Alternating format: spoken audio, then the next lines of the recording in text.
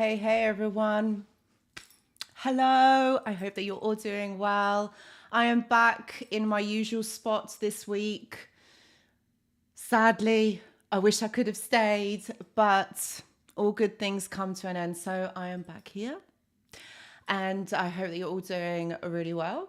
How has your week been? And also, where are you watching from? So I am back in the UK. I was in Greece for the last few weeks.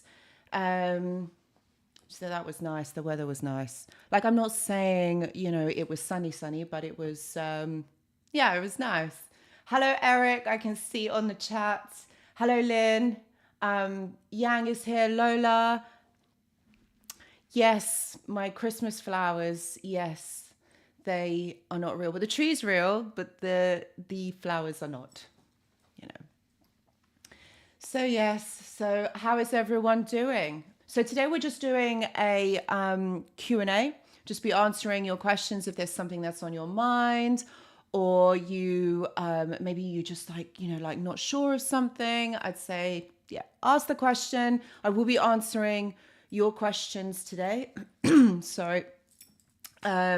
So yeah, and also please do give it a thumbs up.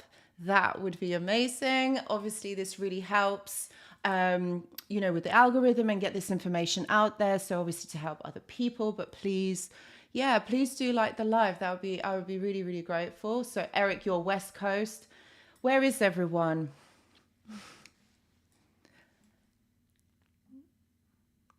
I know I haven't been so regular on the lives. Press the like button, guys. Like I know I haven't. I think last week I did. The week before I didn't have good connection, and I think I was and then the week before that I was really actually unwell. Like I don't know what it was. I think it was just I had like a cold, and it just blew me away. I was so unwell. But yes, guys, how are you all doing? Where are you all watching from? Today's been really cold. Well, not that cold. It's been cold. It's been grey. It got so dark. It was like 2:30 in the afternoon, and it got so dark because it had been raining. I think it has stopped now, or we've got a little bit of drizzle. Those of you that are in the UK, you'll know what I mean. It's just, always raining. Didn't miss the rain, gotta say.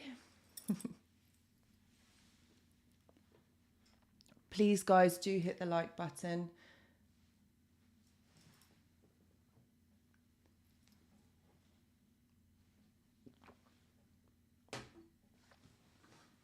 I've got to say that I do prefer, when I do the lives from the phone, I do actually prefer here because like from the phone, I can't that the comments, they go so quickly, and I can't see it, and so I end up spending quite some time on just like one question, and then and then the comments, they go, and I'm just like, oh no, it's not good. Yes. Oh, okay, Yang. So what question can't a narcissist answer? Yeah, that's a good question. That's actually a really good question. I reckon it would be about emotions. How are you feeling? Like, to honestly answer it, it would probably be something on emotions, I guess.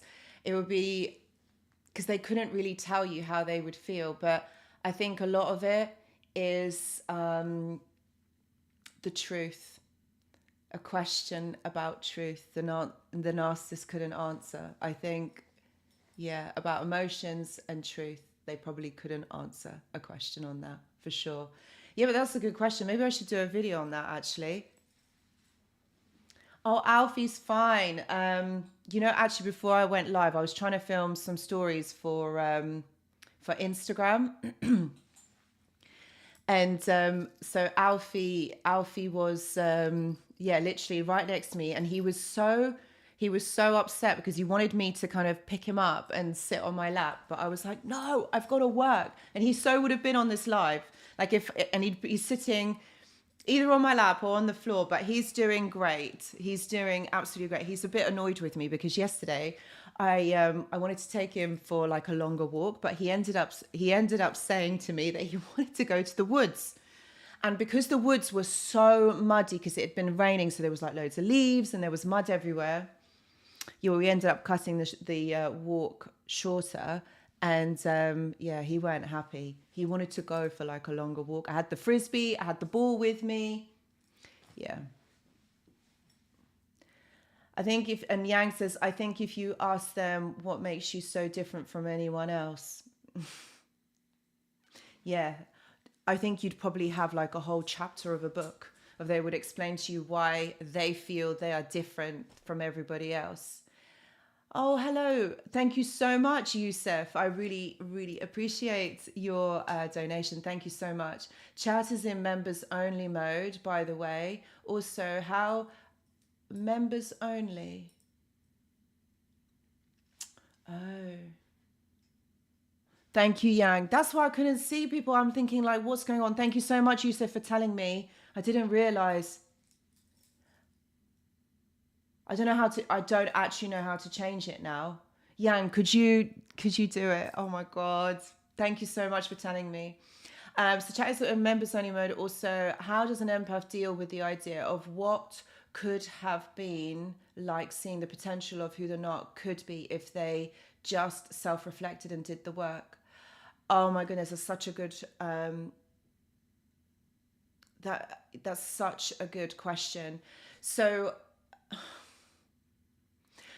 for someone to feel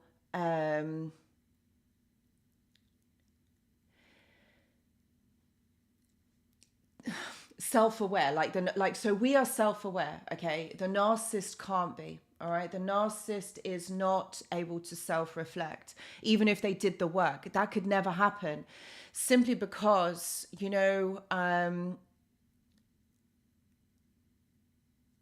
they don't have that awareness. And also what they do is they externalize everything. So when you externalize, you're not able to kind of understand what's going on for you. You always blame everybody else. You think that everybody else is at fault. You think that everybody is out there to get you. So you don't reflect. You're not able to do that. But if the narcissist could reflect, to be honest with you, oh, thank you so much, Yang. If they could, then, their trauma is so deep. Their trauma, what has happened to them is so intense that if they were ever able to do that, their scars run deep. And if they were ever able to go and reflect and do that, some of them wouldn't actually make it. Some of them wouldn't be able to kind of pull through because it is so devastating, which is why they have created these exteriors, these ego, these defense mechanisms. And it is only because to protect themselves.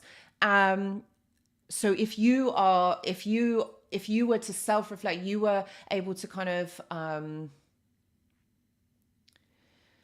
do the work, really like understand, that means that you've got to go back into your childhood, back into your trauma, and relive that, actually, because it's all about exposure therapy. So you would have to go back and revisit it. And for someone like the narcissist who has learned to deflect, learns to put barriers up, this is not something that is going to be possible. But if they did the work, maybe they could heal. Maybe they could have a different life. Maybe they could heal a lot of their trauma. But it's a really challenging one, Yusuf. It's a really challenging one. But it's a great question. It is a really, really good question. Thank you so much for telling me that we were in members mode. I don't know how that happened. Maybe I set it wrong. I probably set it wrong. So I do apologize for that, everyone. But yes, those of you that are on the chat, sorry about that. But thank you, Yang, for being able to fix it. I hate it when stuff like this happens because I'm like, I get nervous and I think, oh my God, how are we going to fix it? I'm not sure. But Yang to the rescue. So we've got Stephen. Hello, Daryl. Kid Ross. We've got Lucia from Ireland. Thank you so much for watching. Where are you guys watching from? I don't know if you were able to answer that earlier. You probably weren't. Where are you guys watching? I'm in the UK now. I've come back from Greece. JC says, thank you for making it possible to chat, and hi from everyone from London. Well, hello to you, JC, from all the London massive. Eric Games says, Anushka, what is your view on BPD, as my ex-friend has all the traits of a narcissist? Okay, so borderline personality disorder, quite similar traits to narcissism. But what you have to understand, okay, is that borderline personality disorder is a personality disorder. So the traits are going to be very similar. Like personality disorder is an umbrella term, okay? So all of these traits, all of these personality concepts that people have, okay, is going to be very similar. Simply because what we are looking at is a disordered personality. And if you think about it, right, we've all got a personality, right? We've all got one, and all of us have got different traits.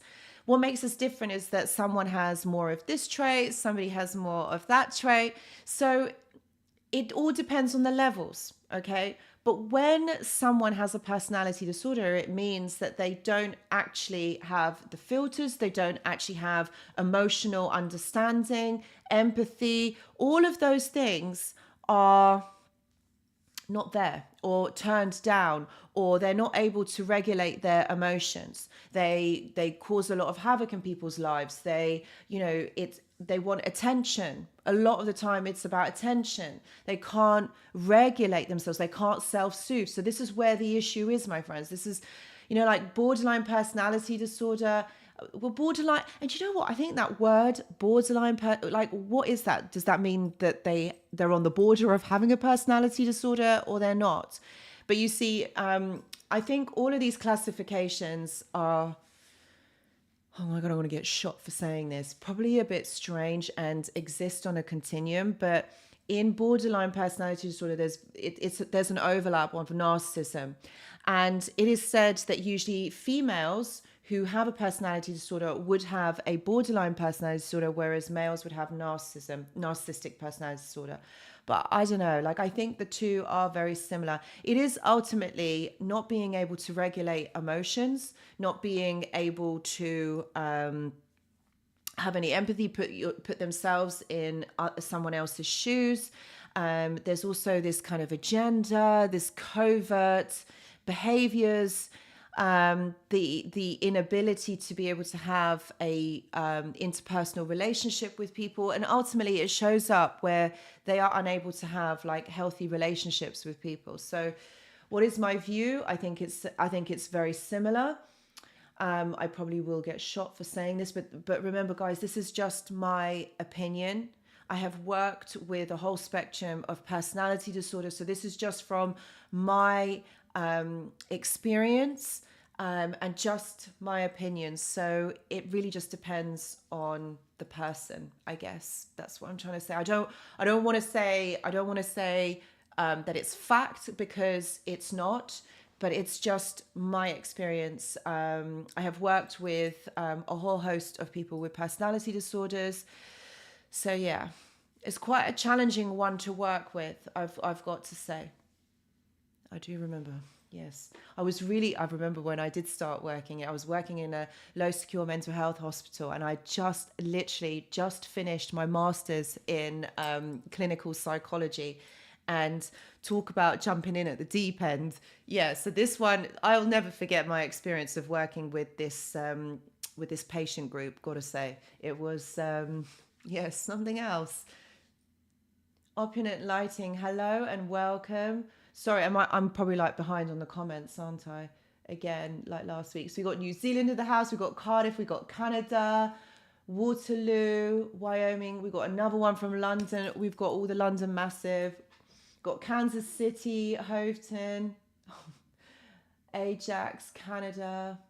Yes, Zoe. Hello, Zoe. We've got West London. Woo! Yes, all the London Massive. East side, west sides. So you... Eric says, Anushka, we're going to have a great day. This is a great treat. I remember when you only published a few times a week. You spoil us with... Yeah, do you remember like right at the beginning? It was like once a week. And then I thought, I just saw this feature on YouTube. I remember this was like 5 years ago. And I saw this feature on YouTube and it said, you can go live, you can talk to people. And I thought, oh, this will be fun. This will be so much fun. But I've got to say, guys, when I was doing the lives back then, I was so nervous. Not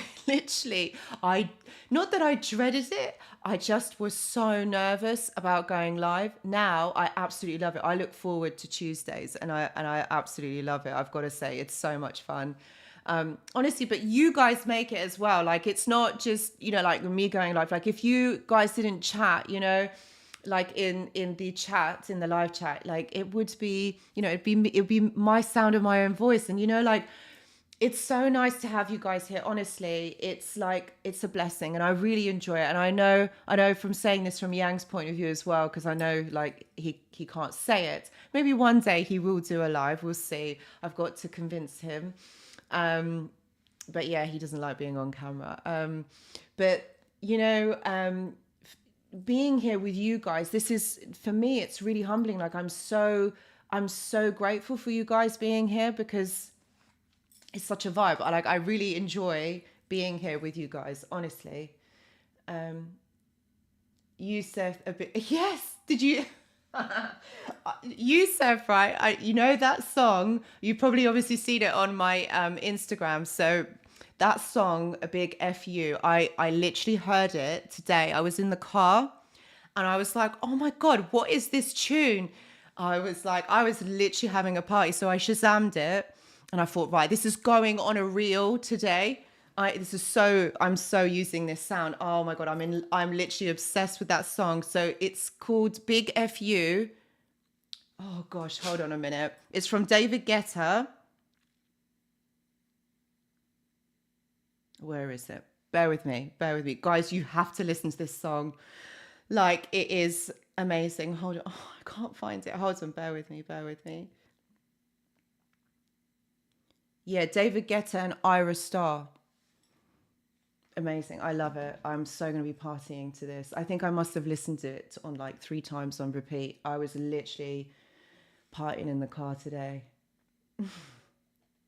Uses a big F you to those who didn't treat you right. You are irreplaceable. Absolutely. I'm very slowly learning my worth. Yes. For those of you that don't know what I'm talking about, go over to my Instagram. It's the latest reel that I posted. And it's like, the song is called A Big F You. So you guys know what FU stands for. I obviously can't say it because I can't swear. It's F you. You know what I mean? And underneath it, I just thought, oh my God, this is such a vibe, like such a cool song. So then I thought, yeah, for all the people that didn't treat you guys right, yes. No, Yang, it won't be in a decade. You'll be on there. You'll be on there. Oh, sorry, I missed you too. Thank you. You guys are so sweet. Okay, I need to catch up with the comments here. I'm like again behind. Oh, thank you, Donna Deal. Thank you. You guys are amazing. Thank you. Your lovely comments. Astro Boy says, hi, Anushka. What if you're dealing with a narcissistic parent? Oh my goodness. Okay, so I know that this is really tough and I know that you can't like literally cut them off and go no contact. Okay, it's hard. Like it is hard. But what you have to remember is that I've spoken to a few clients who have had narcissistic parents, and I've always said, like, it's not about going no contact with this person, but it's about limiting your time. It's also about putting boundaries for you. And it's really, I know that this is one of the most difficult things because, you know, you think like, oh, you know, my parent should be there and loving me. My parents should be kind, you know, should have my back, like should be protecting me and nurturing me. And it's really difficult when that doesn't happen. But you know what you don't get from your parents, you can give back to yourself. There is this thing in psychology that we call self-parenting, and it is so possible for you to do that.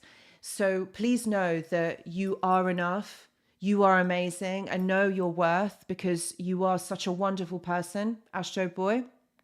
You know, thank you for being here as well. You are not those things that your parents have said that you are. You know,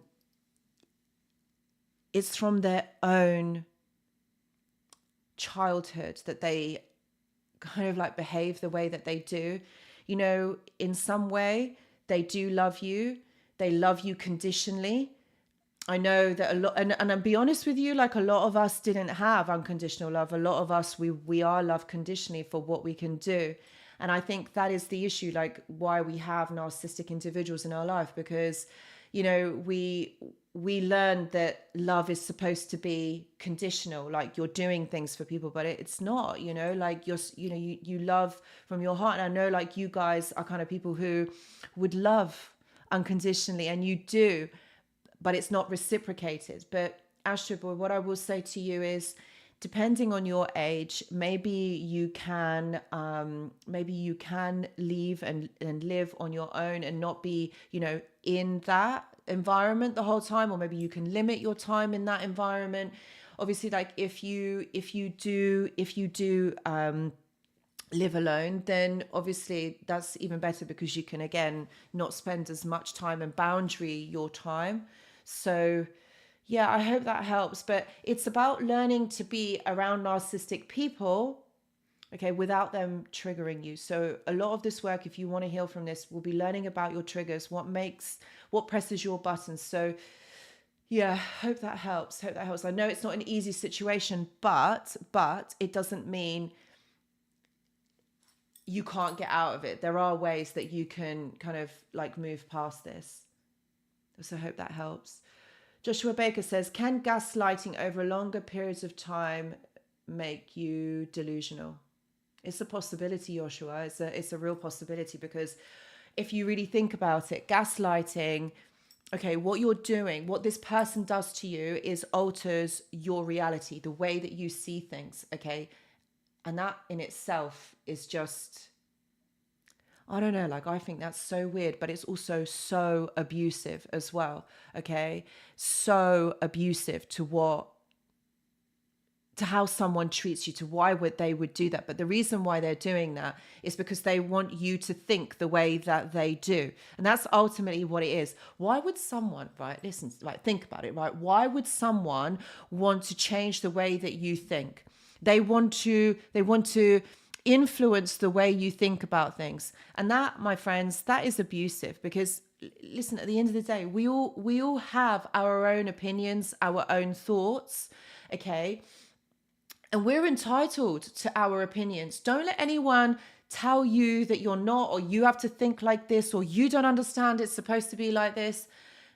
We all have our own opinions, and that's what narcissists do. They try to bend, you know, our free will. They try to make us be, do, or think something. So yeah, I guess like over a period of time, hold on, where is that question gone? Over a period of time, it can make you delusional, because it makes you think that maybe that person is telling the truth, and it makes you doubt your own reality. But that's what gaslighting is. It's about doubting your own reality. And this is where cognitive dissonance comes in. But remember, if you trust yourself, if you believe in yourself and know that what you are doing and what you are thinking is right, and you know that this person is toxic or they are narcissistic, you know that this is what they're doing. The reason why they do that, okay, is because they want you to stay. They want you to think a certain thing. Okay, so for example, I don't know, you've broken up and they don't want you to leave. So they tell you these like lies to keep you stuck. So basically you don't leave. That's why they're doing it. So yes, this can make you doubt your own reality, which is why the delusion comes in. You doubt everything. You become very anxious. You become very scared. So yes, it does. And Joshua, sorry, if you are experiencing this, please know that you're not delusional. It just means that you're doubting your own reality. Try to really try to connect yourself. Try to do journaling work, because this really helps to kind of like release those thoughts, release those things that are coming up for you. Journaling really does help. And also try and talk to like a professional if you can, or like someone where you feel safe, like with friends and family.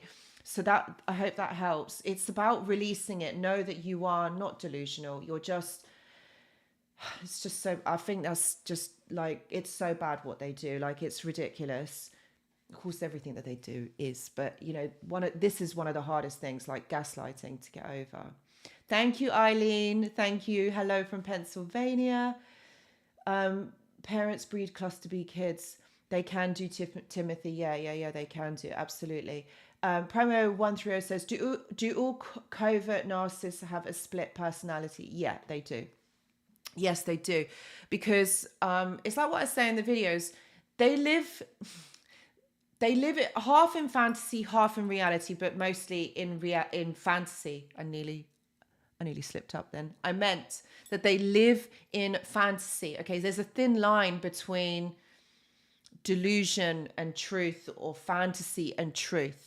Okay, and they live somewhere between that thin line, you know, and so they don't see things the same way that me or you do. They have a different perception. Okay, this is where the ailments of the disorder lay, is because they're not able to understand or perceive or understand people's emotions. They're not able to understand social cues. So that's why they do say things, they behave in a really strange way. So yeah, that's why we see it as a split personality. They're not the same person. It's they use these tactics, you know, like love bombing, the gaslighting that we talked about just a moment ago. You know, they will completely like manipulate you into submission. So there's a lot that they do, which is why we see it as a split personality. If you look carefully, you'll see it. But the things that they say just like literally don't make sense.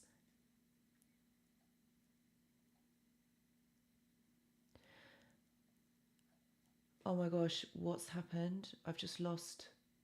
Sorry, I'm just going through the comments again. They're like literally so far up. David James says a big FU to my replacement. So true. Yes, it's that song. I'm vibing. I love it. This is my new favorite song. Oh, Kat says, I'm broken. I have cancer. My ex cheated on me and pushed me out as soon as he could. I moved out 8 weeks ago. I left on a Saturday morning and his new supply moved in the next morning. I'm broken. Oh, Kat, bless you. I'm so sorry this has happened. But let's think of it this way, right? You are going to get through this and you're going to move forward from this. Okay? You really are. This person, think about it. How can you do this? This person has no heart, no emotion. How can you do that? So, you know, in a way, actually, he has saved you. You wouldn't want to be with somebody like this, okay? It's disgusting what he has done. It shows that he has no heart, no empathy. And through these next few weeks, these next few days that is going to be coming up, okay, you are going to rebuild yourself every day. You will be getting stronger. You will be processing what has happened. Obviously, like if you want any help, or you want someone to talk to, either me or Yang can help you with this. But you know, like, you will get through this. This isn't the end. I just want you to know that this isn't the end. This person who cheated on you and pushed you out, They did you a favor because they set you free. You wouldn't want to be with someone who is so dark and disgusting and such an awful person, because no human being treats another human being like this. Okay, it just shows how unwell this person is. Okay, I really hope this helps.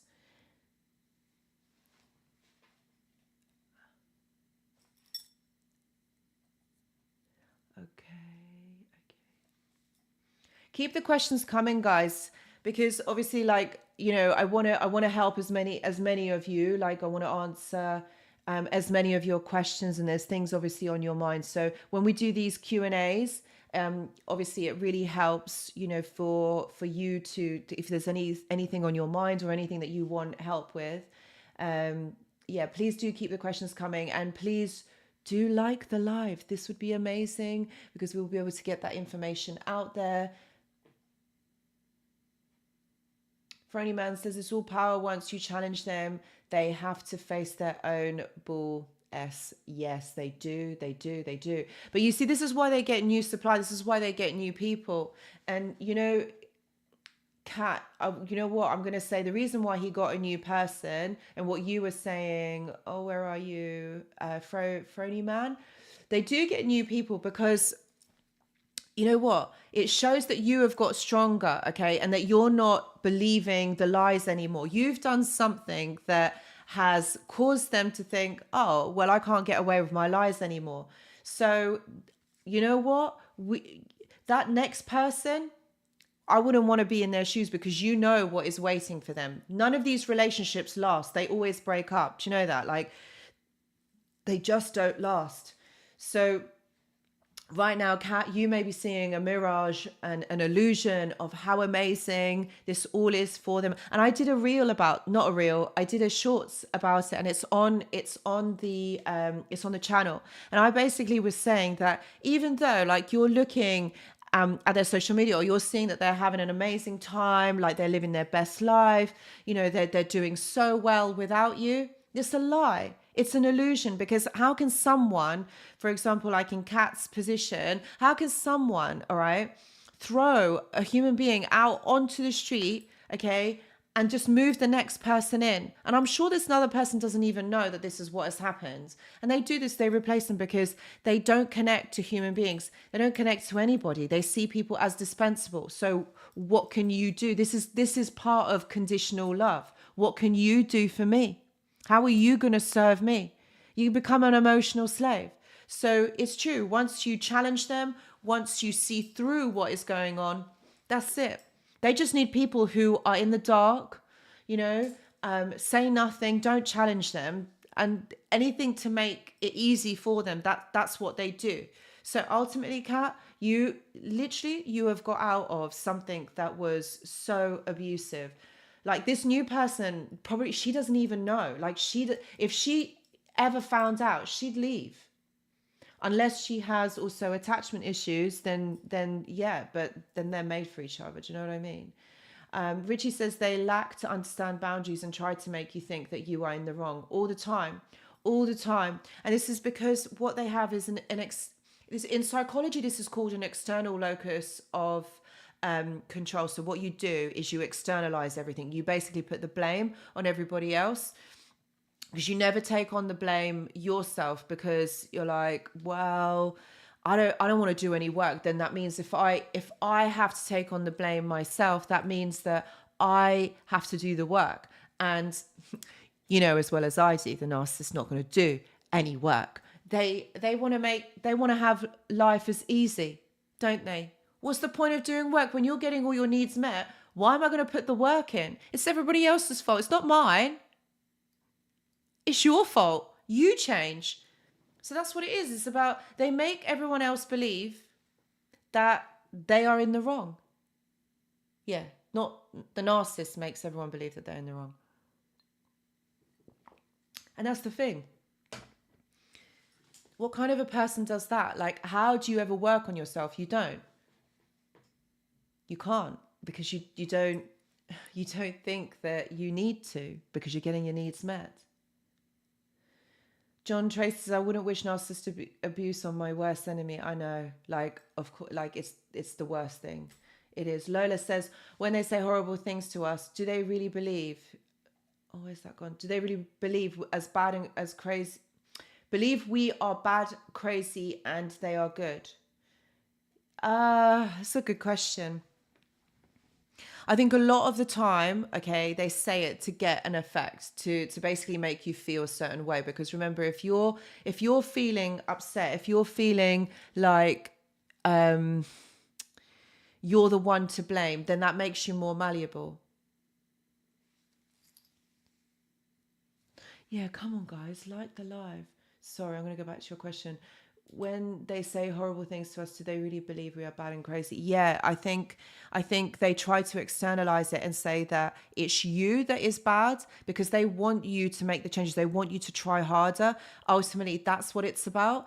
I do think that they believe that. I do. But I equally also think that they are projecting and they know that there's something not quite right with them. But I do feel that a lot of the times it's a kind of like a delusion because they feel like what they are saying is the truth and that you don't understand, that you don't know. They know you're not crazy. They know you're not bad. They know that otherwise they wouldn't have chosen you. And the reason why they say that is because they're manipulating. They're trying to control you. Remember, if they're going to manipulate you, it makes you malleable. Okay, it makes you easier to control. Guys, please do like the live. If those of you that are not on the live chat, it's absolutely fine. You don't have to be on the live chat. It's absolutely fine. But please, what I would ask from you guys, if you were to like the live, I would be really grateful. That would be amazing. Thank you. Promo 130 says, I dated a woman, narcissist, for 3 months. We called on the phone sometimes, hours a day, 3 days in a row. It was all great between us. Then one day later, she completely was a different person. Everything we talked about was gone and everything was bad. So weird. This happened multiple times. So this is the change of the behavior, isn't it? This is the change of like, and I don't know, maybe you guys have noticed that. If you have noticed it, please do put a yes in the chat because honestly, they change. They have cycles of behavior. All right. And so one time they are so lovely. They're so nice.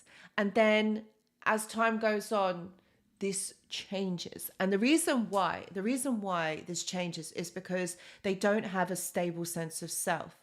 They've also got this negative self-talk that's going on inside of their mind. Okay. And they can't regulate their emotions. So what will happen is because of their inability to be able to regulate themselves, their behavior changes.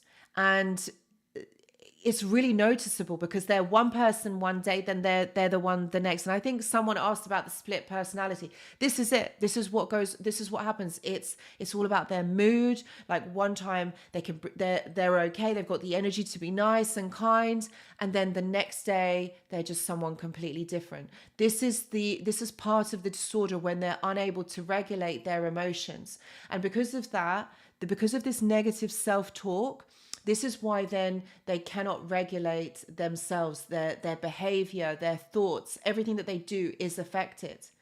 And this is telltale signs that someone is not okay. And I know that's probably, that's not politically correct, but you know what I mean? Like they're not, then they have a mood disorder, perhaps. Maybe they're not able to regulate themselves. Listen, we all have moods. Like we all like feel good one day and might feel bad the next day. Or it might be like a few hours where we're feeling good and then we feel bad, but we're aware of that. We're able to regulate it. But what we're talking about here is on another level. Like this is like in another way. So yeah, this is a thing. This is what they do.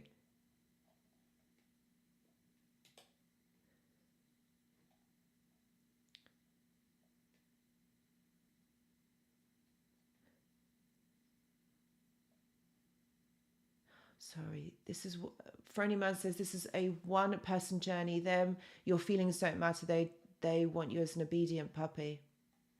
This is true. They just want you to conform so that you're easier then to control. That's what happens. Hi says, does a narcissist compare between partners and find themselves regret their choice, or do they just completely shut off and forget about their ex? I think, I don't think they sit there and compare. It's about what you can provide, the narcissist. So they find people replaceable. So if one person is not giving them what they need, they just move on. But you've also got to understand that the way that narcissists look at exes, or the way that they interpret exes, okay, they like to have people on the side. They like to have exes on the side. They like to keep in contact, okay? The reason for this is because it's all about whether the ex has supplied them, can give them what they need, meaning they can still give them the attention and the focus. There's not going to be any questions asked. It's all going to be very easy. So this is about getting the attention and the validation from an ex. Okay, but the narcissist, the reason why the relationship ends with the narcissist is because the narcissist has found a fault in that ex or that person that they were with. And they never return back to have a full-on relationship. So it only happens once. And that's the strange phenomena about it all. It's not that they return to have this full-length relationship with you. It's always very bitty. It's very broken up. They don't tend to come back and have a full-term relationship like you did before. And I think that's very strange. And like, I've noticed this over the years, like when I've been doing this work and when I've been talking with clients and obviously with others as well. It's once they discard you or you leave, okay, that it never returns back to what it was or how it was. I don't know why. I think this is all to do with the fact that in some way they have seen or they have felt that you have disappointed them. So they don't ever like really come back. They might use you for sex probably, or they might use you to get attention and validation, but it's never a relationship like it was right at the beginning. Because I think in their mind, all right, when you have disappointed them, when you have not conformed to them, that is a rejection. And so for them, that is a real trigger. So when they are rejected, they can't go back to how it was before. It's almost as though you have deeply disappointed them. Of course you haven't. You just saw through it. But yeah, they just want you to be obedient and it doesn't matter. Absolutely. Nell says, if they want marriage, do they have the potential to be loyal, or do they just repeat this pedestal behavior that they are using supply to help them get a place in life they want, them then discard them? Yes, it's very much about using you to help you get to a place in your life, and then they will discard you. So if they want marriage with you, obviously it means you're kind of like a primary person, someone who they want to be seen with, someone who is really meeting their needs in a good way, like, if that makes sense, like in a way that suits them. But ultimately, they're not going to stay faithful. They are going to be. I've lost the question. Where is it? Sorry, guys. Sorry. I need to find it. Oh no. Nell, there you are. Sorry about that. So yeah, they will repeat. They will put you on a pedestal, but then the cycle will keep going round and round. They do this. This is just how they are. Okay, this is how they are. They just repeat the cycle, so it doesn't actually change. You should got to remember, like, they don't know how to be. This is who they are. They're not going to change for no one. Okay, because you're meeting their needs. Why would they need to change? They put you on a pedestal, they make you feel good. All right. But then that gets boring. They get bored. They need someone to occupy their attention, someone to make them feel good. And one person is not enough. That's how they look at it. Like, one person is not enough. So yeah, so they will they will get other people in on board, and they will use them to get attention and feel good. Like, they are chances, they are chances in life. It's about what they can get for free, like what they can get. Like, that's how they look at it. Sugar bunny, you're absolutely right. They're like hoarders, but with people. Yeah, they're people collectors. That's what they are. You're absolutely right. They're hoarders. Yes, absolutely. No, Sarah, I completely agree. I don't think they can ever be happy. I don't think they actually can. Thank you, Sammy. Yes, please hit the like button, everyone. Thank you. Absolutely. Please do hit the like button. Guys, for those of you who are watching and not engaging with the chat, that's absolutely fine. There's no reason that you have to. It's absolutely fine. But if those of you that are new on the live, please do hit the like button, because it really helps with the algorithm to get this information out there. And we don't know who maybe is suffering alone, and they could be joining our community. They could be getting the help that they need. So this really helps to push that information out there. So please do hit the like button. Oh my God, my leg is going stiff. Sorry. Yes, Jonathan, you're absolutely right. They do have black and white thinking. This is true. This is very, very true. It is. There is no gray. It's either this or this. It's either up or down. It can never be in the middle. Yeah, that's like very strange. Very strange. It's true. Yusuf says, narcissists leave if you aren't giving them what you want. But I am 100% certain I gave them everything they wanted, everything. So why would a narc leave if the person did everything right? Okay, Yusuf, right? This is a great question. Okay. Of course, you love this person unconditionally. You gave everything from yourself. You did everything that you could to make this person happy. But lo and behold, it is not enough. And I think a lot of us can relate to this. I think a lot of us can actually understand and think, yeah, like, I gave the best, like I gave the best of me to this person. I really just wanted this person to be happy. And I wanted them to have a good life. I wanted to help them to move forward. But you see, my friends, even giving unconditional love cannot cure this person. I talked about this again. This reminds me of a short that I did. When someone doesn't have, right, so what you've got to remember, you're meeting this person now, like how they are now. But what you've got to remember, who you're actually in a relationship with is their past childhood experiences. So what you've got to think is go back into their childhood and think about how they were treated, how they understood what love, what connection is actually about. So you're actually in a relationship with that. Okay, what I mean by that is, if this person, okay, did not receive love, it was all very conditional. It was always that they were never happy, they were never seen, they were never good enough. That child is going to grow up thinking that. So when they come into your life as they are, this is who they are. They're not going to recognize unconditional love. They're not going to understand what that means. When you're doing everything that you can for this person, they are not going to be able to recognize it.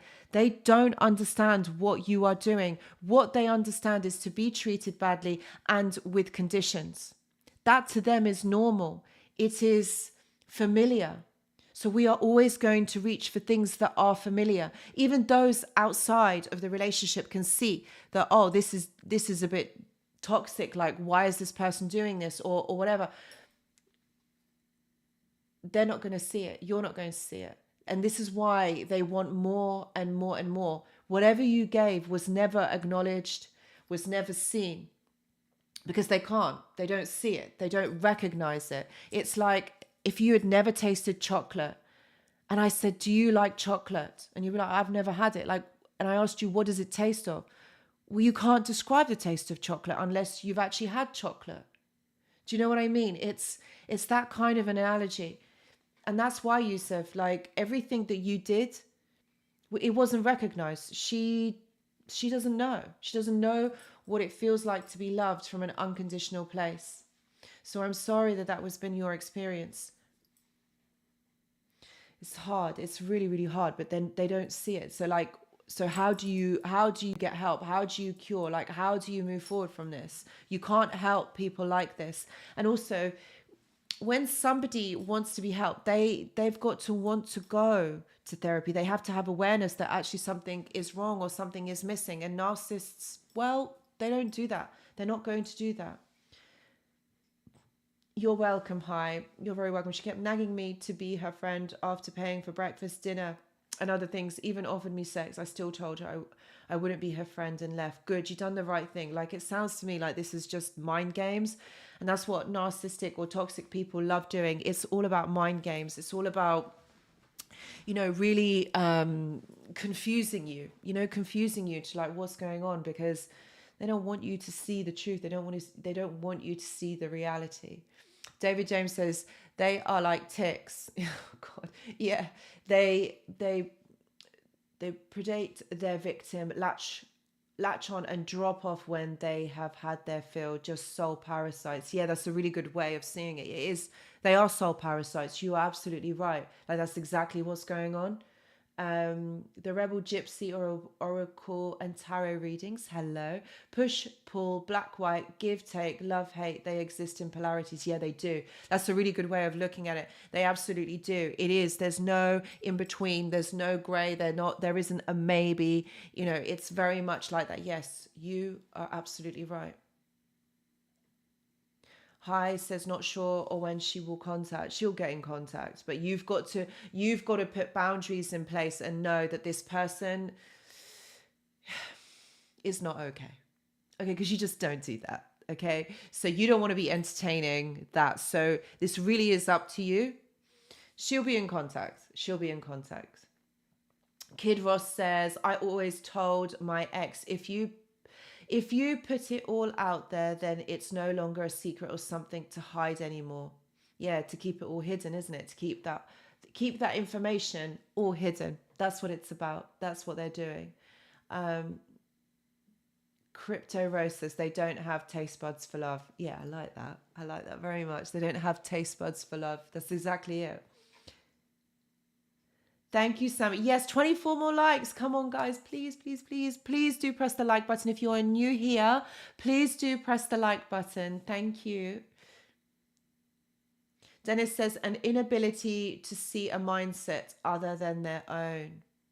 Yes, because if they go outside of that narrative and they see things differently, that scares them. They only have a one-track mind. They can only think one certain way. Yeah, so they're not going to be able to understand it in a different way. Yes, that's right. A mindset other to their own. And it's funny because they just want you to think the same way that they do. Because when you conform, that means you agree with them. That means that you accept them. And that's why they do it. So when you don't, they're like, hold on a minute, what's going on here? That's why they do it. That's why I think that is why they have to manipulate and control. Because it validates them, ultimately. That's what happens. It validates them.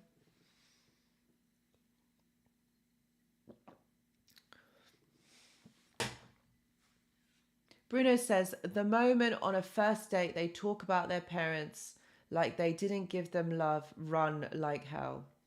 Yes, Bruno, that's a really good point. Absolutely. I like that.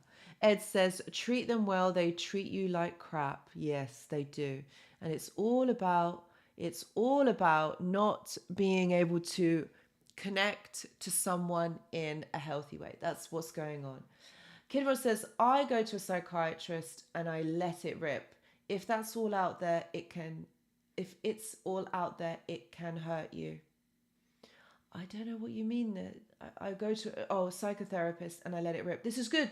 This is about the release. This is very good. This is very important. We mustn't suppress and we mustn't keep all of this, what has happened to us. We have to be able to release it. And this is why I say journaling, my friends. Journaling is such a good way of releasing. It's like you're having a conversation with yourself. It really does help. Honestly, really does help. And like talking to others, so whether you get a professional or there's like a friend, someone that you can talk to, it really helps, because then you don't keep it all stuck inside. You guys, you don't have to do this alone, and which is why it is great to have maybe even this outlet, you know, like on a live, to talk about how you feel. And also, I've got to say that there is also the Discord server, which is very similar to how the live is, the live chat.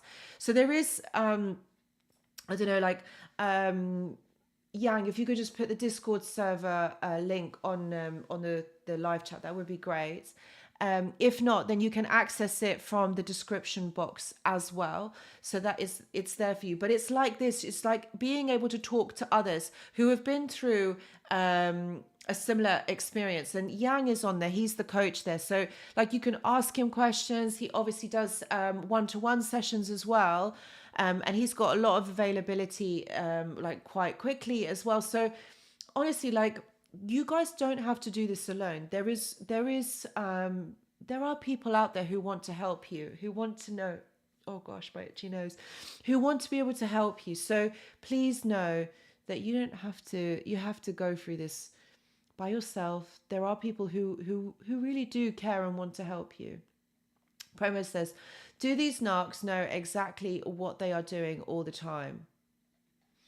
Okay, well, this is a two-folded answer. Do they really know what they are doing? No. I think for them, it's all about getting supply. It's all about getting their needs met. But how they are doing it, how they are getting their needs met, they do know. There is an agenda behind it. They do know what they are doing. I hope that makes sense. Like, they get it. They know what they are doing is wrong, which is why a lot of them are covert. They don't want other people to know. They don't want other people to see. So that's why a lot of this happens behind closed doors, because they don't want people to see and to be able to judge and be able to tell you that, hold on a minute, they are being toxic or they're being a certain way. So yes, no, but yes, if that makes sense. I hope that does. Oh. Yes, that's right, Jonathan. Stuck in their never-ending drama.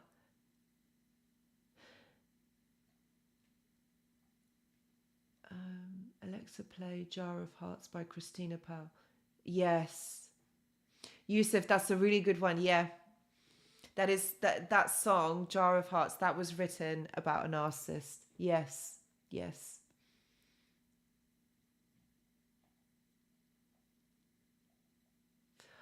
Okay, Yang, no worries. Good night. Get some rest. Thank you for being on here. And Yang will be on next week. You can catch him over on Discord as well. GGG says, my narc ex keeps entering into my dreams. I want to banish her. How? Okay, so I think a lot of us, I know that a lot of us have actually gone through this, where we do dream of them. And I think what is happening is that they are affecting our subconscious. Okay, energetically they are infiltrating our subconscious. And to be honest with you, what you need to do is be aware of this in your conscious, in your waking state. So this is all about, this is an energetic connection, an energetic bond that exists between you and this other person. All right, so what you have to do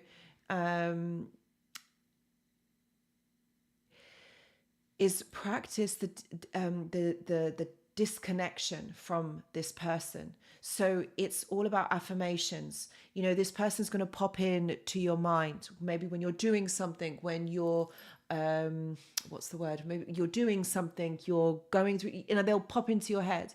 And it's like, you can say the affirmations, well, not today, I'm not interested, or go away, you know. And I've talked about this quite a lot with clients, because they have gone through something very similar as well. And I've always said to them, it's like these, you've got to kind of say these affirmations, because when you don't, sometimes you can get tricked into thinking and really going down this rabbit hole, down this spiral, where you are constantly thinking and you're engaging in that energetic exchange. But ultimately what is happening is they are coming into your subconscious, because you are, it's almost like they are affecting your waking state. as well, with the thoughts, with like they want to stop your healing. They don't want you to get away. So I really hope this helps and it makes sense, because I don't know if any of you have also experienced this, where the narcissist like literally is in your dreams night after night. I know that for a lot of us have gone through this, but ultimately this is about cutting that cord energetically. And the only way that you do this is if you keep pushing them away, keep pushing that energy away from you. Okay, I really hope that helps. Yes, good night, Yang. How now you tell me to run? Oh gosh. Yes, it's their transactional. Hi says, how do you handle contact with a person like this? Just ignore, I assume. Would that be the best way to have them get out of your life? Ultimately, yes.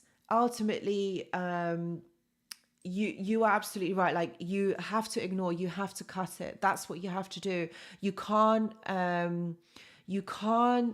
keep engaging with this energy exchange, because ultimately, like, this is where it is going to keep you hooked. This is going to keep you coming back to them and them being in your life. You have to ignore, because you need some respite. You need to be able to, like, think about you, because every time that they are in your life, or you're thinking about them or whatever, they are constantly on your mind. So you don't get brain space to think about you and to be able to move forward. So I know it's not easy. I know it's not always easy to stop thinking about someone. You're also processing, you're trying to understand what has happened, in this scenario. But ultimately, when you ignore, when you go no contact with a narcissist, what you've got to think about is that you're giving yourself the brain space. You are giving yourself the emotional time to be able to process what has happened and why this has happened. That's ultimately what it is. It's for you. If you're engaging in communication with them, then how are you ever going to be able to understand what's going on? How are you ever then able to process? You're not, because you're constantly thinking about them. So yes, absolutely. Do just ignore them. Do things for you to distract yourself from this. It's not easy, but it is not impossible. And a lot of us have been able to stay no contact. A lot of us have been able to move through this.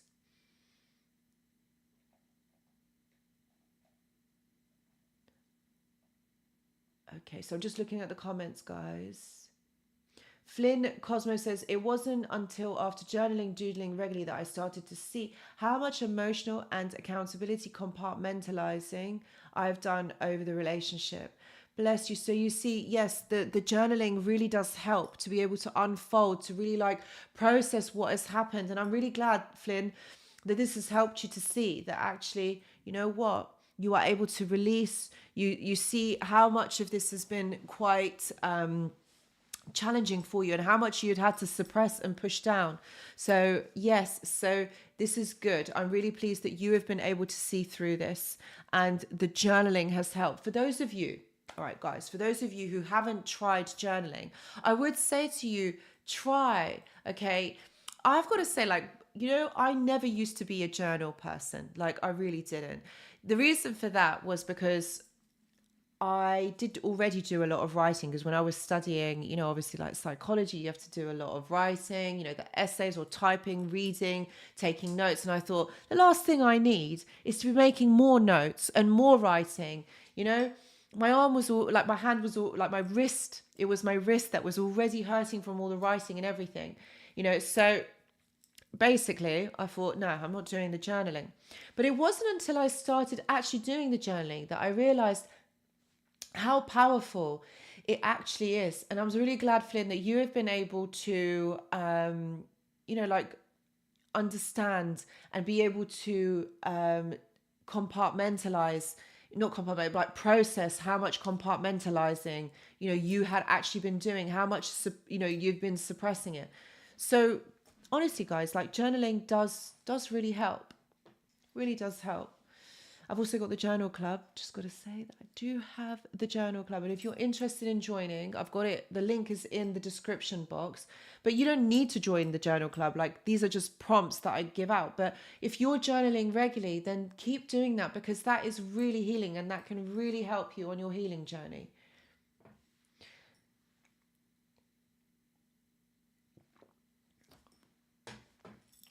Oh, yes, David, absolutely. When they say you'll never meet anyone like me again, they are so wrong.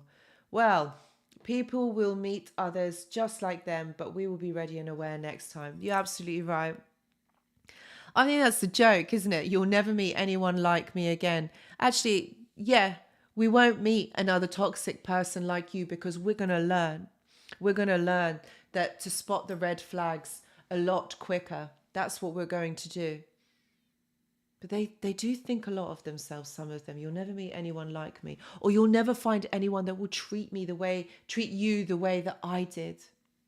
Yeah, right. Of course we won't, because we're going to be looking out for the red flags. Oh, sorry, LinkFan007. I tried to ask this earlier. Number one, how do I stop checking his YouTube for updates? Number two, I think about him sexually still. Want to stop the above. How?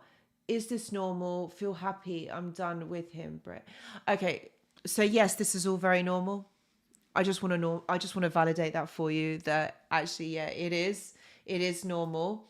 So to stop checking the YouTube. Okay. Right. So you're obviously checking for updates. You want to see what is going on. You're still bonded. You're still interested in what's going on with this person. And obviously you're still very sexually attracted to him. These are all very normal things that happen. But what you have to understand, okay, is this is a trauma bonding. It means that what you're doing is you are romanticizing the connection. Okay, when you really, really think about it, how this person treated you, how this person made you feel. Remember how they did or what they did to you. You will know that actually this person is toxic, that what you're feeling is this energetic connection to this person. So the way that you stop is you literally have to it's like you have to keep telling yourself affirmations, and it has to be done regularly and repetitively, because it's about you stopping this connection. You've got to want it. Maybe at the moment it is not something that can happen, because maybe you are processing what has happened and you're still kind of remembering the good times. But what I would say to you, it is important for you to get a perspective from both, a positive and a negative. All right. Positive, all right, yes, you know, you're still romanticizing the connection, but also think about the negative things that this person has done, how they have made you feel, what they did to you. So please remember to look at this objectively, and you will move through this. Okay, you will move through this. It's not easy, but you will. Okay, but it sounds to me like what you're doing at the moment is you're processing what has happened. Kasana 8, I use and recommend no contact rocks. Yes, it does. Thank you. That's right. Freddyman says, these people are blessings. They will teach you lessons that is so powerful once you heal. You are indestructible now. I feel like a total badass now, though. Yes, to be honest. Sorry, I didn't see it. Yeah, that's it. These people, when we see through it, they are there. They are karmic. And I talk about this a lot, about them being karmic relationships. Okay, so these are people that bring or teach you a lesson in life, something that you need to see about you. So this is the karma. Okay, they're trying to teach you something about you, usually so that you know your own worth, know how wonderful and amazing you actually are. You know, that is what is important. Okay, that is what is happening. You know, so what I would say to you is these karmic individuals come in to teach you a lesson. They're never meant to be in your life for a long time. They're just there for the time that is needed, and then they leave and then they go, which is why it's important for us not to hang on to these people. And I know this is difficult, because all we want to do is understand why and what has happened, but you're never going to get those answers. So with these types of people, once the karma is done, you have to leave, you have to let go, you have to just move forward, because, and there obviously are ways of doing this, but it's because these people are never meant to be in your life long term. They are here just to teach you, a lesson, but it's up to you to see what that lesson is. Thank you, Daryl. Oh, thank you. Sorry, the guy next door. Sorry, I do apologize. Sorry, I was just reading down. The guy next door. Thank God we won't meet someone like them again. Being alone is better than the wrong company. Absolutely, absolutely. And this is this is very empowering. This is very, very empowering. Like, being alone is better than being with the wrong company, because you don't want someone to be taking your energy, making you feel a certain way, making you feel inadequate. And that is what is important. That's what we have to take from this, okay? Is that we're not going to meet anyone like them, okay? Because we have to see through these lessons. We have to understand, okay, what has happened. And this is why no contact is really important, because it helps us to process our emotions. But we don't want to be with the wrong person. We don't want someone there taking our energy, making us feel tired all the time, lethargic. That's not what this is about. We owe this to ourselves. It's our responsibility, okay, that we have to, look through this. We have to move through this. And and it's up to us to heal from this, okay? But it's better than staying in a toxic relationship like that one. It literally, toxic abuse kills you. You know that eventually at some point it causes all these ailments and dysregulations within our body. So thank you so much, guy next door, for that encouragement. You are absolutely right. The Rebel Gypsy says, what do we write in a journal? That's a good question. You can write anything that you want to about your feelings. It's about having a conversation with yourself, okay? It's about working through those thoughts, those things that maybe you don't want to say to anybody else, or you don't feel safe saying it to somebody else. But when you write it in a journal, these are your own thoughts that you are processing at that time. Also I do have the journal club where I do, post the journal prompts every Monday. And these are just prompts just to kind of get you to think about, you and your healing journey. Like, for example, what I posted yesterday was all about respect and self-care. So I kind of focused on, how do you respect yourself? What can you do that makes you feel good? Like, what is your self-care? So this helps you to think about that aspect of it. Maybe you want to write about how perhaps maybe you are finding no contact going, with this person. Maybe you're thinking about them. There's many things that you can write about, but ultimately it's having that conversation with yourself, because this is about connecting back to you, and that is what is important. Okay, so I hope that helps. Where is that comment gone? Okay.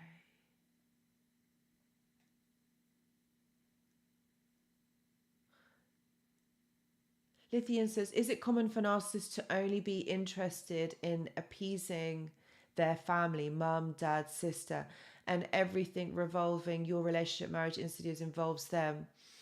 Lithium, thank you for your question. I think in a lot of cases, I have actually heard this to be true.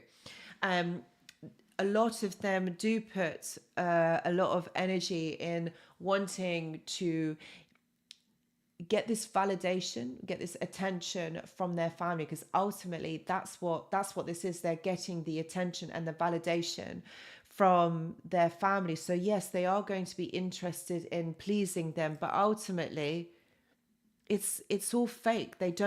Meaning they want the validation, but that's it. They actually don't want to be doing that. It's not something that is heartfelt, that comes, from the heart, where they genuinely mean it. And what I mean by that is because they have been programmed or conditioned to always be appeasing their family, always being good to their family, always putting their family first.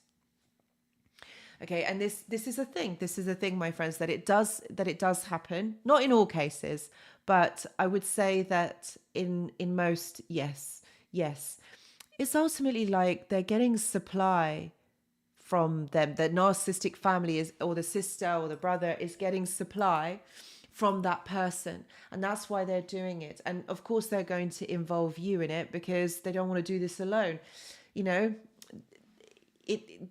they'll get supply from you as well. It shows that you care, which is why they do it.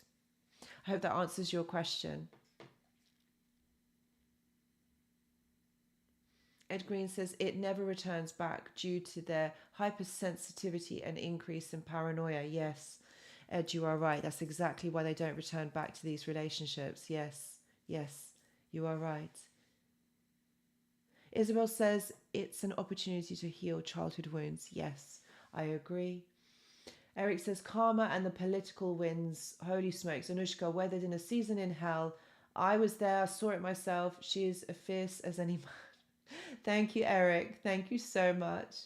Thank you. Crypto Rose says, I married the narcissist. Worst decision of my life. Toxic relationships always get worse, never better. They do. You're absolutely right, Crypto Rose. They do get worse over time. They don't, because what happens is, if you think about it, toxic relationships they happen in reverse. So you get the best of them right at the beginning. You're like, oh my God, this person is so amazing. Yes. But then you see that what happens is the relationship declines, doesn't it? It goes backwards. So you don't actually grow in this relationship. You just digress, don't you? It just gets worse and worse and worse. And that's ultimately what's happening. Again, another phenomena that is very strange, I would say. Because how can you be in a relationship and then it just regresses into nothing? They become like the worst person, like completely another person. But it is a thing. It is a thing, my friends. This is exactly what happens.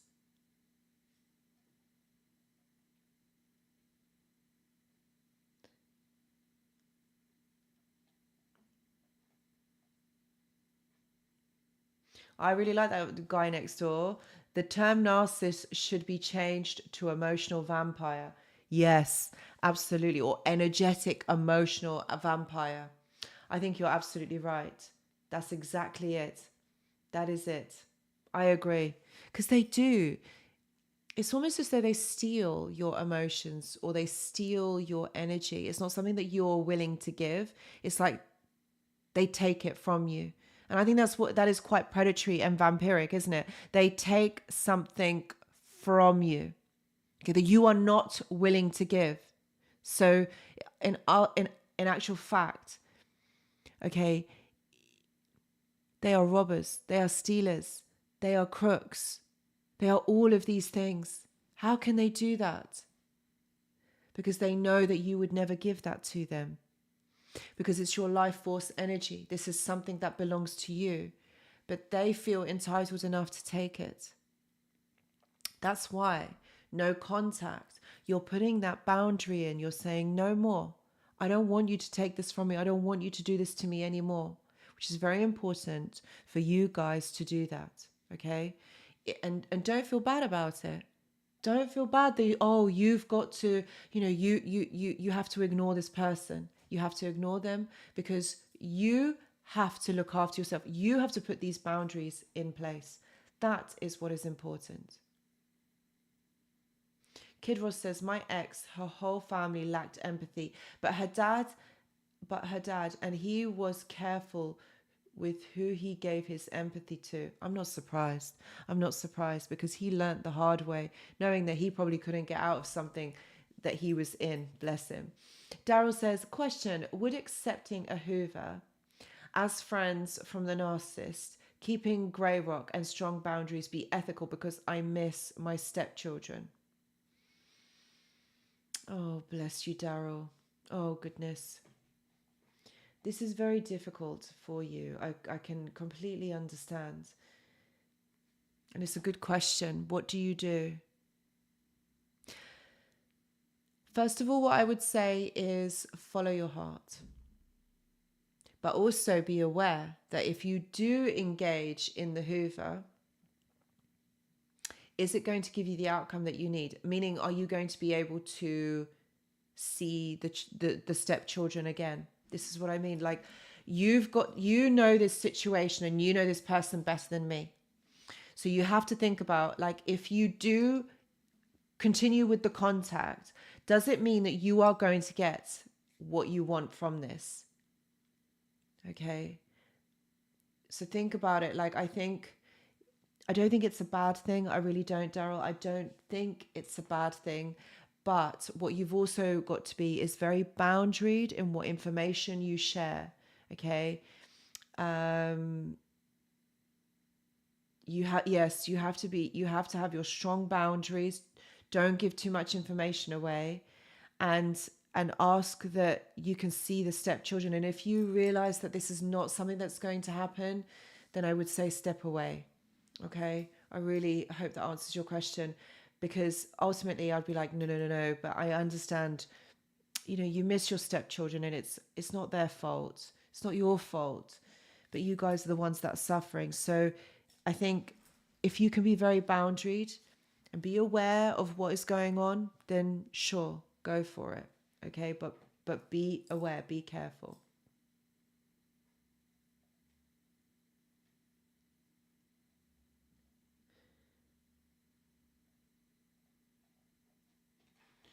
Oh, guy next door, thank you so much. Thank you for your donation. Thank you. Narcissists have an avoidant, anxious attachment style. We need to work on ourselves and develop a secure attachment style before even thinking about dating again. If not, we can attract new narcissists. And this is a really, really good point. You are right. They do have an avoidant, anxious attachment style. So they're very, like, they don't want to show any emotion. They don't want to say how they feel. And because there's a lot of anxiety that's attached onto that, so they don't want to do that, okay? But you're absolutely right. We do need to work on ourselves. We need to work on our triggers and understand what our triggers are, what our boundaries are, okay? And develop this secure attachment, okay? We have to be securely attached, first of all, to ourselves, okay? Not to anyone else, but ourselves. Because when we are connected to ourselves, when we understand ourselves, that is how we are going to be able to move forward. That's how we're going to be able to create trust. That's what this is about. It's about trusting ourselves, trusting our judgment, trusting our own thoughts. Okay? Trusting that what we do and the way we thought, the way we dealt with something was the right way. Because when we don't have that, we're not securely attached to ourselves. We don't trust in ourselves. And I know that a lot of us also have trust issues, with other people, but you are never going to let yourself down. You are not going to be that person that cheats on you, that puts you down, that that is absolutely nasty. No, you are always going to be your best friend. You are always going to be there for you. And that's what this is. This is very important in having that attachment, that actually you feel secure within your own skin. You're going to be with you until the rest of the end days. Do you know what I mean? So you have to have this relationship with yourself. So this is about an opportunity for you to be able to start doing that. If you don't already have that, this is an opportunity for you to do that. Okay, that's what secure attachment is. But thank you very much, guy next door. Thank you. Kid Ross says, we don't change or lose our love for them. They get bored with us, gaslight, scream, yell, project, lie, and never take accountability. They almost never say sorry, only when it suits them. You're absolutely right. Like, we don't change. And I think that is the key here. We don't change. We have a stable sense of self.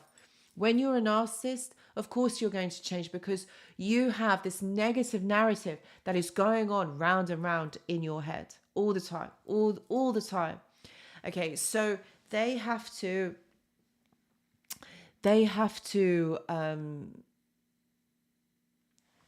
what's the word? They have to be able to soothe it. That's the word I was looking for. They have to soothe it because it's uncomfortable for them. And sometimes they will trigger you in order for that voice to be soothed. Sometimes they will be able to do it on their own, but usually they will need somebody else's input to be able for them to move through that. Think about it also, their behavior happens in cycles. Do you remember when you guys were with them? All right, 1 minute, they're okay, they're great, they're doing all right. Like, you're not arguing, there's no blame, there's no shouting. And then few days or few moments later, a few days, it just all changes again. And everything that you guys had talked about or you had said, completely out the window. You're the worst person in the world. And that's because their behavior, this is a disorder, my friends. So this is all going to go in a cycle. All of their behaviors, everything that they do happens in a cycle. You will notice that they sometimes even remove themselves, sit in a darkened room. They don't want to go outside. They don't want to talk to people. They don't want any company. And that is when they're kind of there's a word for it. It's called decomposing. Okay. This is when they're kind of in their dark, depressive mode. Nothing can bring it out of them. Okay.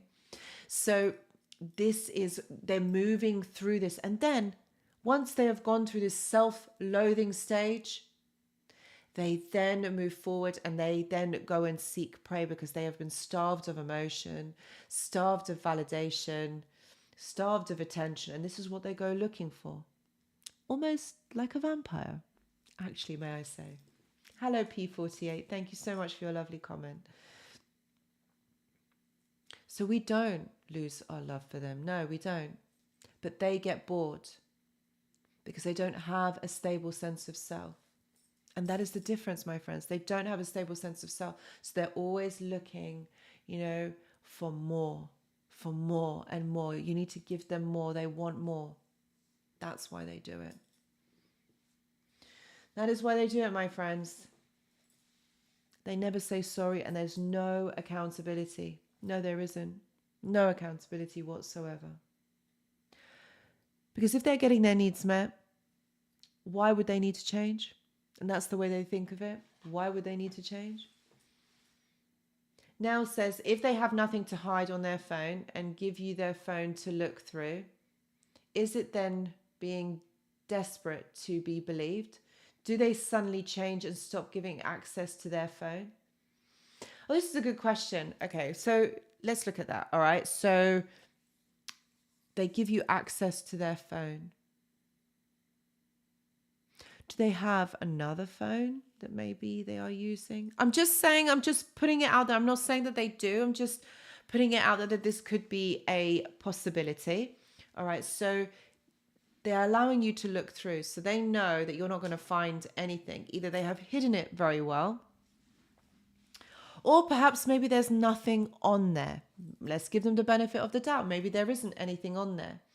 Do they suddenly change and stop giving access to their phone? They may do. But you see, every scenario, everything is different because, okay, like I said, this is a personality disorder. It all depends on the person.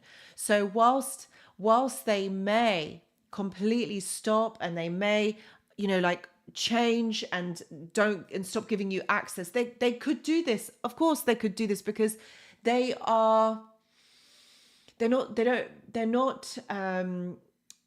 don't know how to regulate themselves. So they will chop and change and it will all be very strange. That wasn't meant to rhyme. But it could be a thing. It could be something that happens. So you know this person better than me. So it is a possibility. It is a possibility. And it could be that what they're doing is they're hiding. And I know that this is causing you to feel desperate and wanted to believe. But you've obviously got an intuition. You've obviously got an inkling about it. So go with it. Go with it. All right. Kristen Span says, why would a narcissist miss you, then immediately ghost again in less than a week? Typical narcissistic, toxic behavior. Why would a narcissist say they miss you and then ghost you? Because when they get in contact with you, so obviously he's tried to get in contact, tried to get some sort of attention from you or some sort of validation from you, You've given that to them. So what that says to them is, oh, Kristen is still interested. I can still use you. I could still have her. She can still validate me.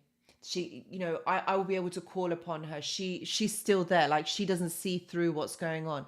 And then they ghost you again because they don't need anything from you. What they needed is for you to reply, for you to give them some sort of attention for that moment. So you've done what they wanted you to do. But what will happen in this scenario as well, Kristen, is they're going to keep coming back. They are going to keep coming back and back and back because they're going to know that you are going to reciprocate. So what I would say to you is, if you can separate yourself from them, if you can grey rock and not reply, then this would be the better outcome for you. But obviously, my dear, I'm not telling you what to do. And I know we're all on these journeys and it is really, really difficult. But what I would say to you is, this is all about validation. This is validating the narcissist. And that's what he was looking for. And that's why he's ghosted you again. But believe me, he will get in contact with you for sure. Oh, Daryl, thank you oh, bless you. Thank you so much for your really kind donation. Thank you. I really appreciate you. Thank you for helping this wonderful community. And thank you to you and to every single one of you as well who is here. I'm really hoping that this live and me answering the questions are helping you. And I really hope that, like, if any of you, like, I'm not answered your questions, please put emojis onto it so I can easily read them, because sometimes I read like the conversations that you guys are having. But guys, thank you so much. I'm really grateful for you being here as well. Thank you. And Daryl, you're amazing. Thank you so much.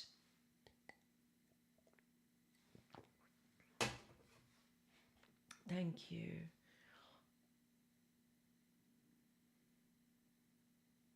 Sarah says, is it possible I am a narcissist if both my parents were? No. No, actually, I'm not saying it's not possible, but Sarah, I don't think you are. You know why? Because, to really be honest with you, a narcissist, okay, wouldn't really join on to the live. I'm not saying that they wouldn't come on. Of course they would. I mean, like, I remember in the early days when I first started, oh my goodness, I used to have a whole collection of them. They would be on my lives. And do you know what they would be doing? They would be spamming. They would be saying nasty things. They would be putting me down, putting my appearance down. You know, like saying that I've got, I don't know, like crooked teeth, or my hair's too long or too fluffy, or so, do you know what I mean? Like, it was that kind of stuff. And, or you don't know what you're talking about. You know, things like that. Okay, that's the kind of comments, that's the kind of things that I would get. And Sarah, not once have you ever said anything like that, anything derogatory. And you know what? You have showed up here wanting to learn, wanting to move forward. Okay, this is what you've been doing. You've wanted to heal from this. So no, I don't feel like, sorry, my necklace is annoying me. So no, I don't feel like you are narcissistic, even though your parents were. It probably made you very empathetic, made you very aware of your emotions. So I do feel like probably that is what has happened. And I feel like you are someone that wants to help people. You are someone that is very kind and very compassionate. And the way that and I remember, like, Sarah, you've been here for quite some time, meaning that you've showed up on these lives quite a few times, you know, so you've always been really kind. You've always been very nice to others. So no, you're not one. I hope that helps.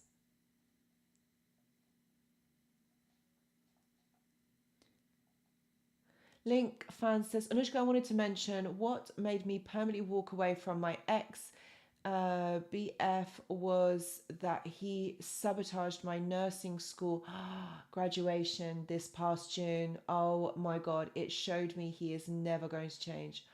Oh my God, Link fan. What an absolute... And why he did that is because he didn't want you to move on. He didn't want you to better yourself. He didn't want you to do good. He wanted you to feel low. He didn't want you to move forward. But you know what? You have graduated from nursing school, and that is a massive, massive achievement. Okay. And that's what you need to focus on. That's what you need to remember, is that this is an achievement, what you have done.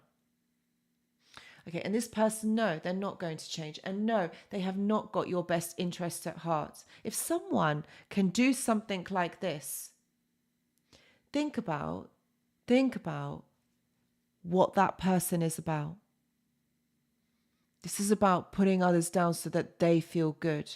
Someone like that is not going to change. So you have done the right thing. Is that you've walked away, you have saved yourself. That is important. So round of applause to you, massive clap, massive, like, you know, like hats off to you. I know it wasn't easy because you probably really love this person, but you definitely done the right thing for sure. Like, why, how could you do that? Like, if someone does something like that to you, they have no respect and they don't love you because they don't love themselves, but they don't love you either. So, you know, so bad. P48, I told my ex, if I feel the need to check your phone, it's over. So never checked it. And she counted on it. You had a lot of belief in that person. But yes, absolutely. I bet she had a whole load of things on that phone, but knew that you were never going to check because you wanted to give her the benefit of the doubt. You wanted to show that actually you are not like that you are not someone who is, you know, going to be going through phones, checking, you know, feeling insecure. Richie says, my ex-narc would literally keep her phone on silent all the time. I would hear the phone vibrate and she would tell me I was crazy. It was nobody. There you go. There you go. The gaslighting, the lying, saying that you're crazy, saying you're the one that is making it up. Yeah, of course. Of course it's you. Of course it's you every single time. For 2 years, I knew something was off. I never heard of a narcissist.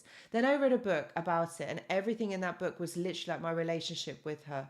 Well, you see, Richie, this is really good, though. You had the enlightenment. That book found its way to you, and you read it, and you saw it, and you recognized it, and you are here on this live.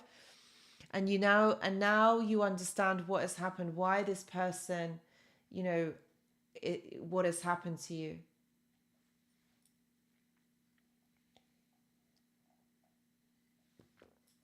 Okay.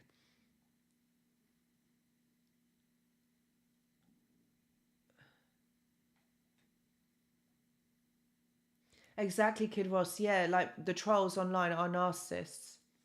And that's what I was saying. I used to have so many of them. You know, like before I had the moderator, before Yang came on, I didn't actually have a moderator.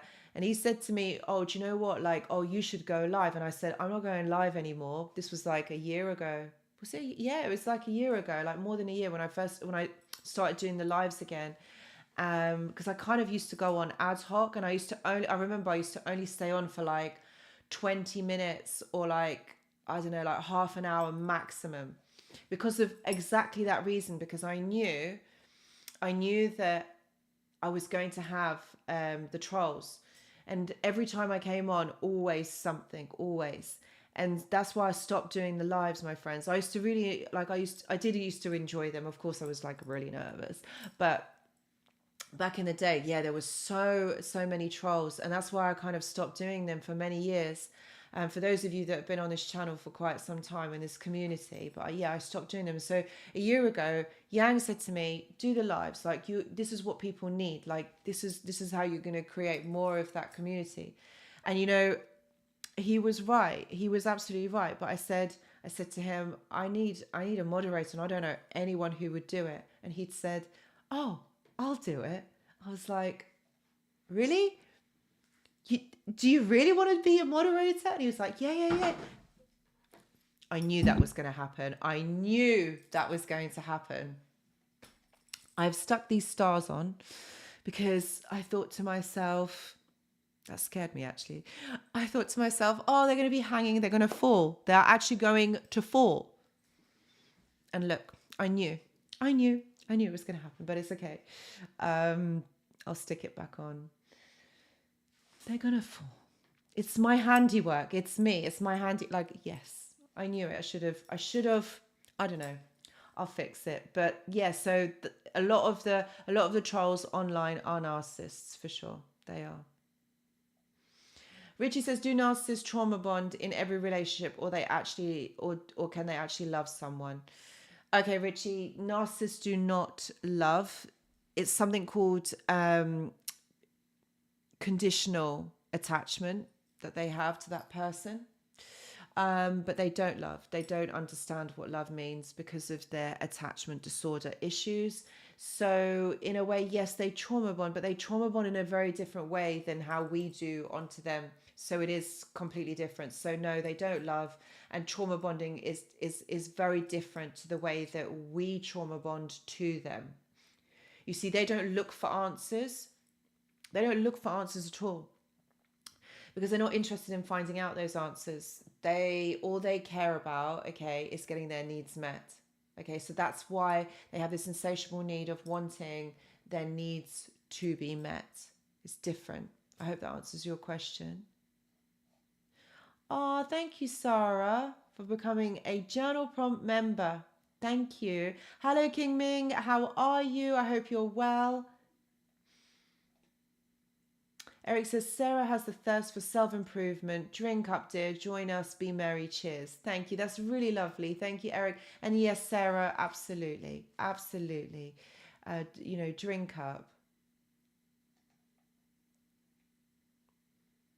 Isabel says, narcissism in the absence of love. Yes, Dr. Les Carter. Yes, very, very true. Very, very true. Just reading through the comments, guys. I'm just scrolling. Sorry. Zoe says, I don't think they can love. Anushka, help. I know we have done this one before. Yeah, no. You're absolutely right, Zoe. They don't love. They don't love. I can't even call it conditional love, because it's not even conditional love. It's not love. Like, love and narcissist should not be in the same sentence. The thing is, what we've got to remember is they have something, or they go through something called an attachment disorder.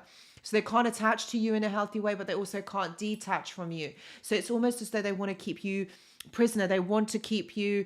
It's like that song that Yusuf was saying, that jar of hearts. They collect people, and they want to put you in a jar, put the lid so that you don't escape, you don't go, because what they want from you is for you to give them for you to give them attention, for you to give them all this validation, but they're never going to give it back to you. So it's this energy that you keep giving to this person, and it's never enough. You've got to keep going. You've got to keep doing it, always, every day, always, all the time. Like, you can't stop, because they don't want you to stop. They want it all the time. So Zoe, you are absolutely right. You're absolutely right. They cannot love. Sorry, they cannot love. All right. This is the problem with this disorder. They don't love themselves. They don't love others. There's no connection to self. There's no connection to others. So they cannot be who you want them to be, or who they say they are. It doesn't happen in that way. Okay? So what you have to remember is, this person is never going to heal. You're never going to be able to teach them or show them or make them feel. You got to remember, when you're in that dynamic, you've got to remember that this person was never loved as a child. So they cannot recognize it now in their adulthood. What is love? What is unconditional love? They don't see it as that. They don't recognize it. So they cannot give it back. They can't give you this. And this is what you have to remember, is this person does not love, will never love. Doesn't matter what they say, they will never love you. They'll never see you. They'll never love you, because they don't do it for themselves. Zoe, 100% right.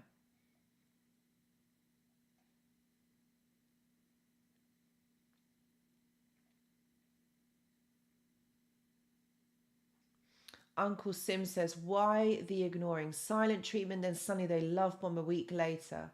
Okay, attention, getting validation from you to know that you are still hooked on them. It's this push and pull dynamic. Okay, and remember their behaviors go in cycles. We talked about this earlier in the live, and that's really what is happening here. Okay, they're literally they're trying to get you in, they're trying to get you hooked, and then they let you go. Because they got what they wanted. They got the validation from you. That's ultimately what has happened. So I hope that answers your question. Look, I know it's not easy when you are going through this and when you are experiencing this, but what you have to remember is this person does not bond. This person does not connect. They cannot connect. And this is the issue. And I think it's hard for us to understand because we are people who are able to attach, who are able to bond to others. But for a narcissist, they don't do it. They can't. It's never been taught to them. So it's all about external validation. What can you do for them? What are you giving them? Can you give them more? That's ultimately what they want. They don't want anything. That's what they want. They just want you to supply and give all the time. And it's hard, I understand, when you're wanting answers and to understand. And when they are love bombing you, it feels good. Of course, you're going to respond. It's a mind boggle. It's a mind game, okay? Don't play the mind game, okay? And I know it's not easy, but just see past it. See past what this is. Thank you so much, Guy Next Door. Thank you. Look at the word disorder. It's the opposite of order. They have chaos in their heads. Order can't exist in chaos. This is amazing. I really, really love this. Guy Next Door, you're absolutely right. Disorder is the opposite of order. Yes, they have chaos. This is the disorder. This is the issue here. Order cannot exist in chaos. This is the issue. We're not going to understand it because we don't think the same way that they do. Okay? That's why this happens. Okay?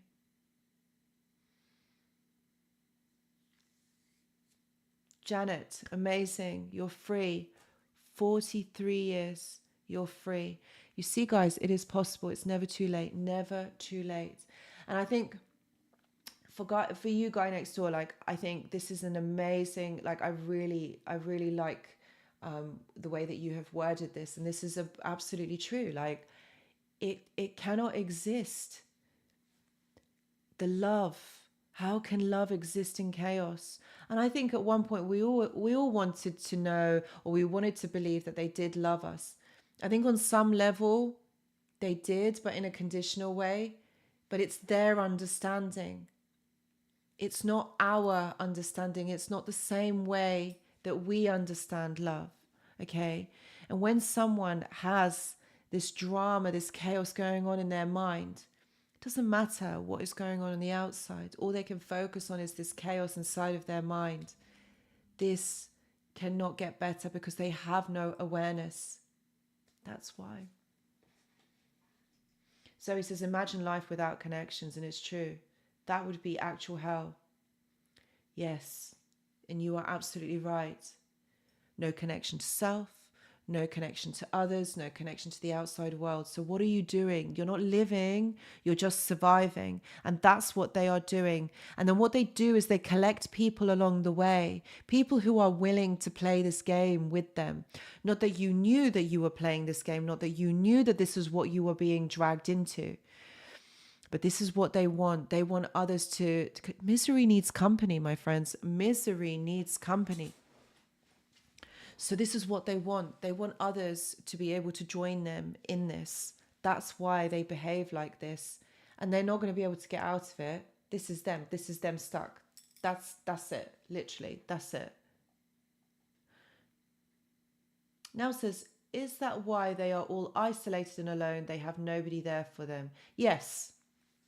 They want people to care because they want to trap people to care and love them. But ultimately, when we find out who they actually are, what is going on, we don't stay. We cannot stay. We don't want to stay because it's too draining. It literally kills us.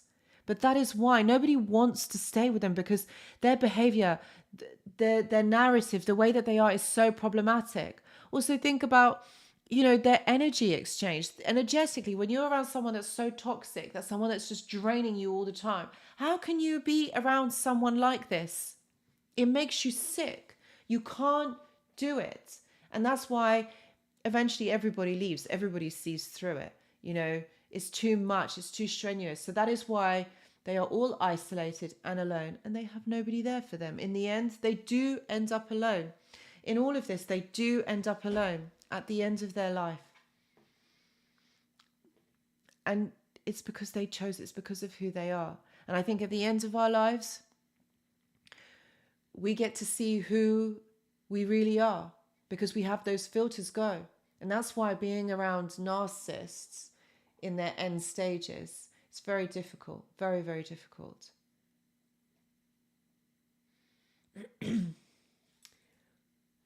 Kat says, what are the first steps to start recovering from this insanity? I'm only 8 weeks out.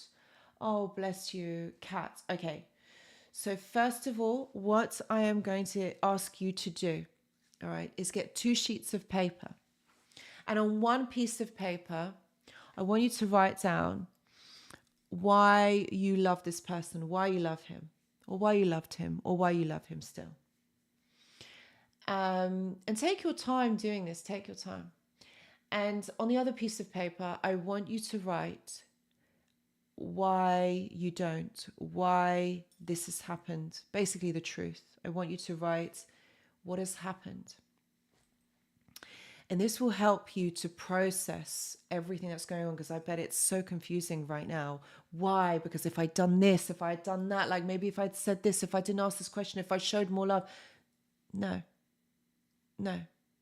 This was always going to happen. This relationship was always going to end. Like it's going to with her, even though he's moved her in, that is also going to end. There is not a happy ending. How long they stay in this dynamic really depends on them. But it will eventually end. It doesn't, you can't stay in these dynamics. It's karmic.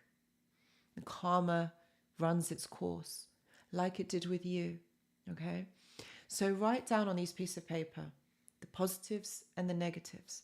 This will really help you to process and see things in black and white. What has happened? What has gone on?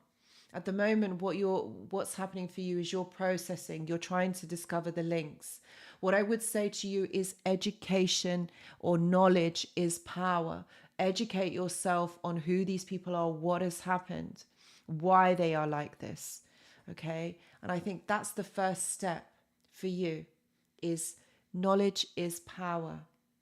And do this exercise. And any of you can do this exercise, to be able to help you process this. You will move through it. Don't worry, Kat. You will move through it.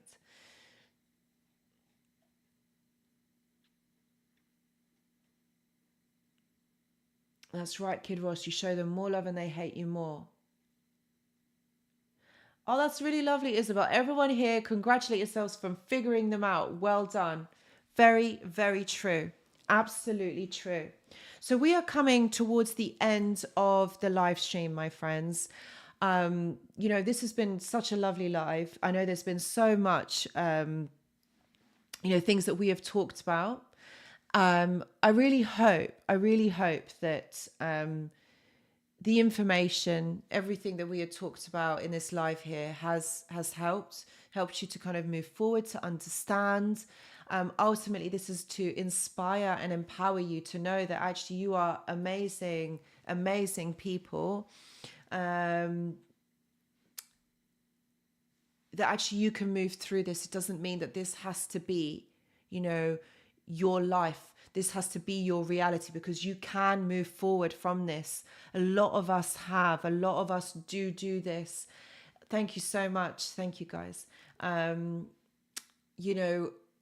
It means that you have the ability, you have the energy to move forward from this. Okay, doesn't mean that what has happened and why they have been in your life, that is the reality, that is going to be your life going forward. It's not. Because actually, this is your opportunity to build from this. Even though this person has tried to destroy you, this can be your ability to build, or your opportunity to build. That is what is important, okay? That is how you move forward from this.